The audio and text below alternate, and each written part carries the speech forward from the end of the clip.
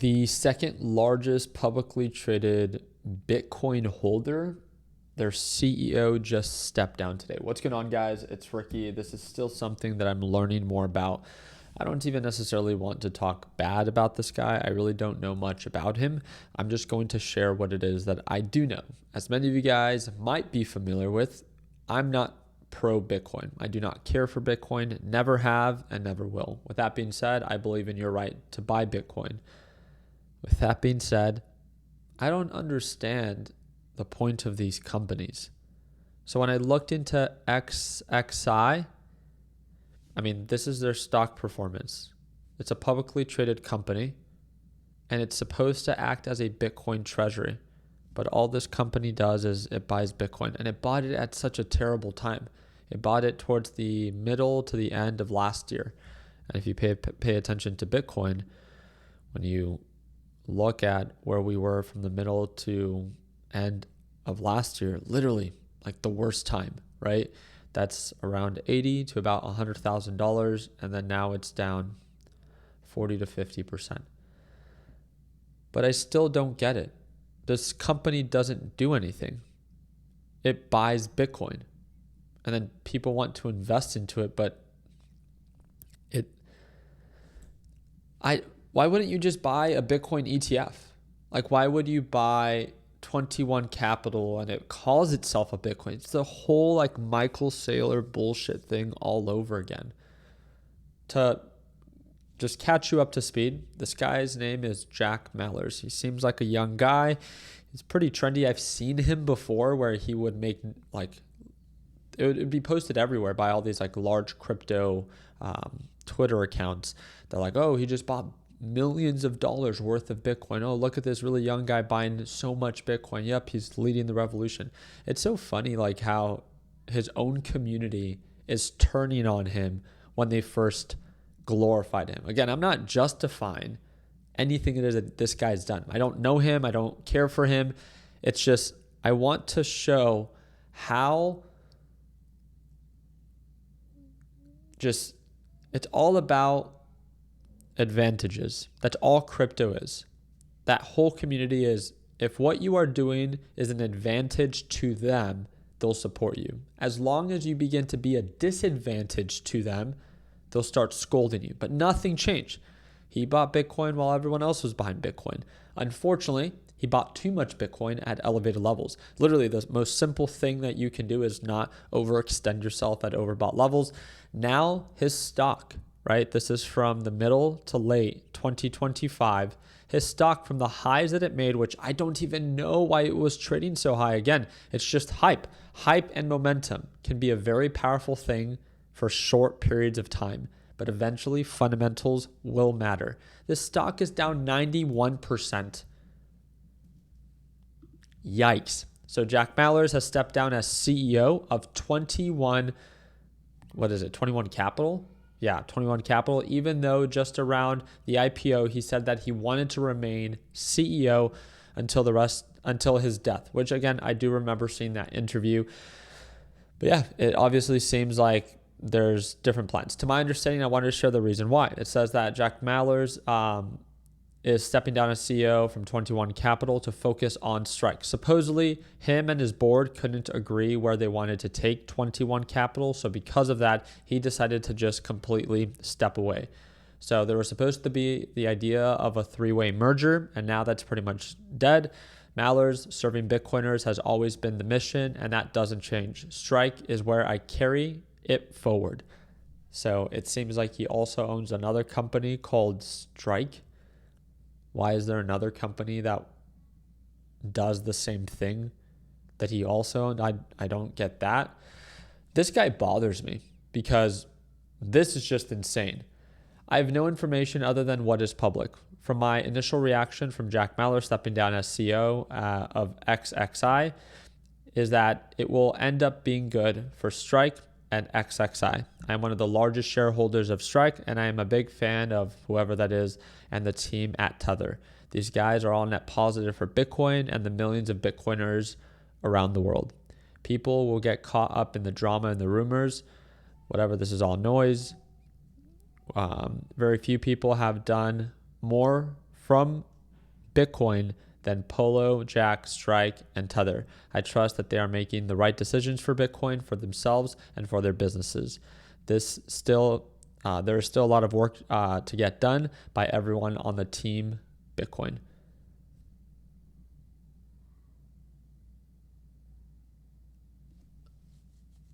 What have they done that's net positive? These guys are all net positives for Bitcoin. Their investors are down 91%.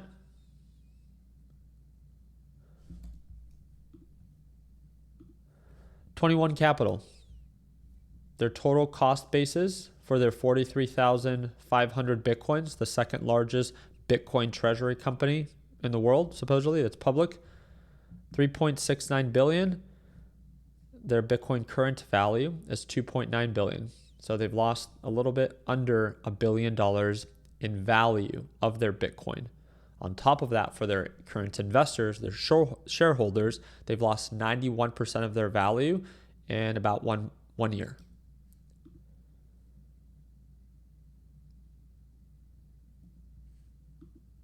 How is that net positive? For who? It seems like you're just trying to show face, save face. I don't get it. Now, obviously, Jack Mallers is getting a bunch of backlash when it comes down to this. And this is him responding to someone that pretty much said, I never agreed with what it is that you were doing. Yes. He's pretty much saying it highlighted his idea of his compensation. So supposedly Jack Mallers had compensation of $600,000 per year, annual bonus up to $700,000.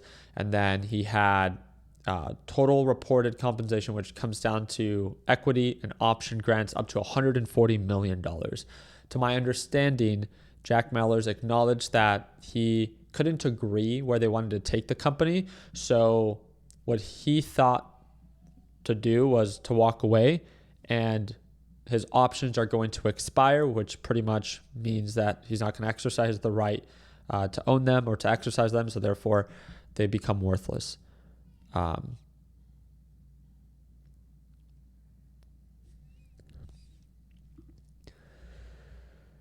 Another company, shareholders of Mark Moss-backed British Bitcoin treasury company, Satsuma Technology, SATS, have voted to sell all of their remaining Bitcoin, 668 Bitcoin, return capital to shareholders, and shut down the company. If I understand this correctly, their investors have lost about 80% of their investment.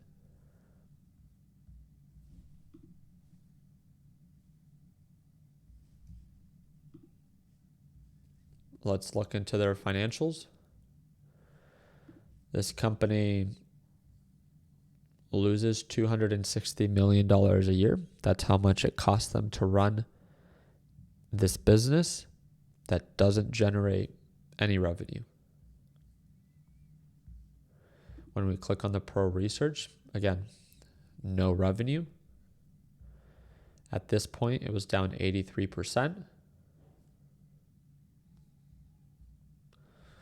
No revenue. No revenue. Yep, they hold a lot of Bitcoin. They bought it at elevated levels.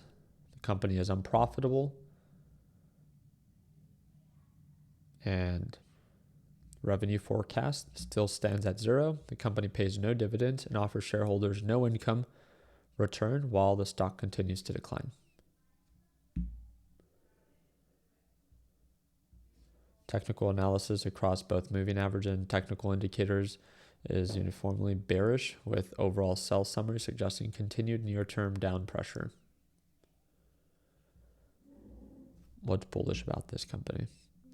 The stock trades at a price per book ratio of about 54 cents, with a book value of $9.93 versus the current price of $5.34, suggesting that shareholders are materially undervalued retail relative to the net assets that they carry. Well, I get that. Their Bitcoin holdings technically, right? And their near-term obligations, supposedly they have enough cash reserves to be able to sustain themselves. Am I the only one that just does not understand why Like, I don't feel like I have to love Bitcoin to like just still, even if I did love Bitcoin, which I don't, why would you ever invest into a publicly traded company that burns through $260 million a year? So what? Why can't you just buy Bitcoin or buy an actual Bitcoin ETF that's 1-for-1, that's not leverage? Why is the entire community just a cesspool of leverage? Why?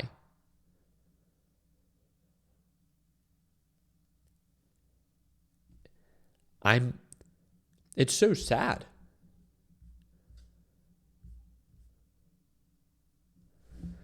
Investors are down 91%. Think about that.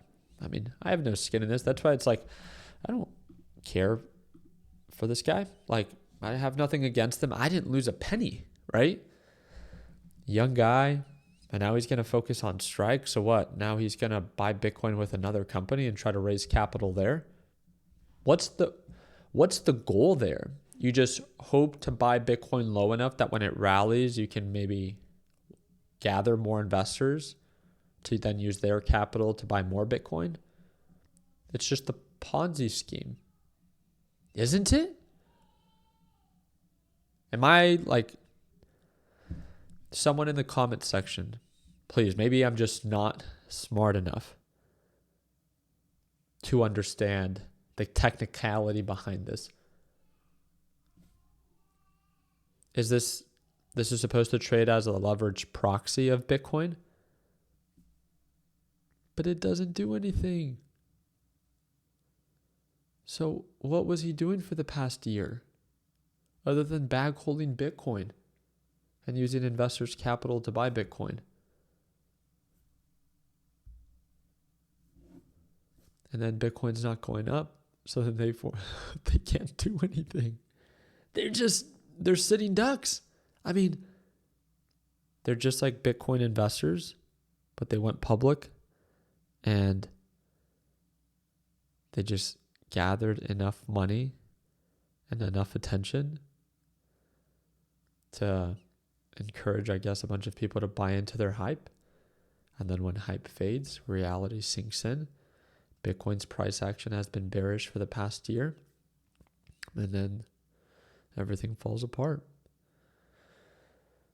Okay. I wish Bitcoin investors and Bitcoin enthusiasts were as right as they were passionate. Where's like all the like technology, the implementation of Bitcoin? Where was all that energy back in 2018, 2017? At least that was talked about a little bit more. Oh, we're going to implement this here. This technology is going to be used. It's not used, guys. We're nearly 10 years later, there's no implementation. There's no adoption. It's just a speculative, tradable asset. There's nothing wrong with that, but you can't call it the future when it doesn't do anything. Sad to see that investors fell for. I still don't know how they sold themselves to investors. We buy Bitcoin, invest into us, but they could buy Bitcoin. But no, you should invest into us so we can buy Bitcoin. And we're going to trade at a leverage proxy of Bitcoin. But then when it's down, we're also going to trade as a leverage proxy of Bitcoin. Okay. Unfortunate news. Tesla, Alphabet, real companies reporting real earnings tomorrow. I do plan to live stream it. Again, a lot of people like to focus on these speculative markets. I view them as entertainment. I know that people can make money. I believe the people making money from crypto or Bitcoin are those that know how to actually trade it. I don't believe anyone's actually investing into Bitcoin and holding it long term at these levels that are really making a difference. It's just that's all it's become, a tradable speculative asset. Also, obviously, the people that bought in at like sub 1,000 and they bought a lot. Of course, they're early adopters, early investors, but they're not the people now, right? The people hyping it, shoving it down your throat that you need to accept us. It's so sad to see, right? We'll just focus on our blue chip companies, and I know it's not maybe as entertaining, but guess what? They're also not down 91% in 1 year. So I guess you have that, right? So I'll do my part in keeping you guys up to date. Again, be careful at elevated levels, right? Just like we're seeing right now with some maybe memory chip companies, semiconductors. Just be careful at elevated levels. You don't have to be afraid to be invested. Just don't use leverage. I think that's the biggest thing that we've learned in the past recent year is, again, reminding beginners, hey, be careful at elevated levels. Markets can pull back, and if they do, they can sell off pretty hard. Just make sure that you can tolerate it. That's all, right? Have enough capital on the sidelines that it almost maybe excites you when markets pull on back. I promise you, if you're leveraged, it's not going to excite you. So I'll do my part in keeping you guys up to date. I hope to see you for our live sessions tomorrow. Please don't forget to subscribe to the channel. And like always, let's make sure that we end the year on a green note. Take care, team.